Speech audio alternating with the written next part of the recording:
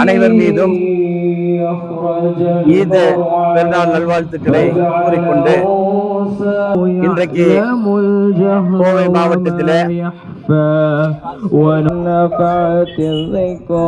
மஸ்ஜிதுல் ஜன்னத்தின் சார்பாக கோவை குனிமுத்தூர் உள்ள NSK திருமண மண்டபத்தில் ஈத் பெருநாள் தொழுகை நடைபெற்றது. இந்த தொழுகையில பெண்கள் உட்பட ஆயிரக்கணக்கான மக்கள் கலந்து கொண்டார்கள். இன்றைய தினத்தில முஸ்லிம்கள் கடந்த ஒரு மாதம் முழுவதும் நோன்பு நோற்று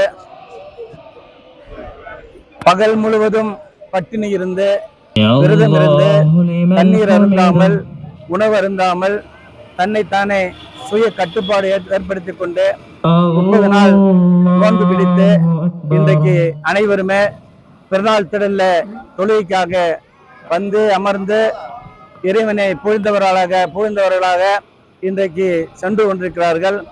இன்றைய தினத்தில இந்த 30 நாள் நோன்பு பிறகு இந்த பெருநாள் தொழுகை அன்றைக்கு நம்ம பகுதியில் இருக்கக்கூடிய எல்லா மக்களுக்கும் ஏழைகளே இல்லாத அளவிற்கு இருக்கக்கூடிய ஏழைகள் இன்றைக்கு ஒரு நாள் கட்டாயமாக எல்லாரும் உணவளிக்க வேண்டும் என்ற நோக்கத்தின் அடிப்படையில ஃபித்ர் சதக்கா என்ற ஒரு சதக்கா, அதாவது அது ஒரு தானம். ஏறத்தாழ ஒரு நபருக்கு 150 ரூபாய் மேல ஒவ்வொரு வீட்டில் இருக்கக்கூடிய குழந்தைகள் அன்று பிறந்த குழந்தைகள் உட்பட அதை கொடுத்து ஏழைகளுக்கு கொடுத்து அவர்களுக்கும் உணவளிக்க வேண்டும் என்ற அடிப்படையில அந்த ஃபித்ர் சதக்கா என்ற அந்த ஒரு வழிபாடும் செய்துவிட்டு இன்றைக்கு திடலில் நாங்கள் எல்லாம் ஒன்று கூடி இருக்கிறோம். இந்த நேரத்தில் நம்முடைய தமிழகத்தில் ஒரு மத நல்லிணக்கம், ஒரு சமூக நல்லிணக்கம் ஏற்படுத்தக்கூடிய ஒரு சூழல் ஏற்பட வேண்டும்.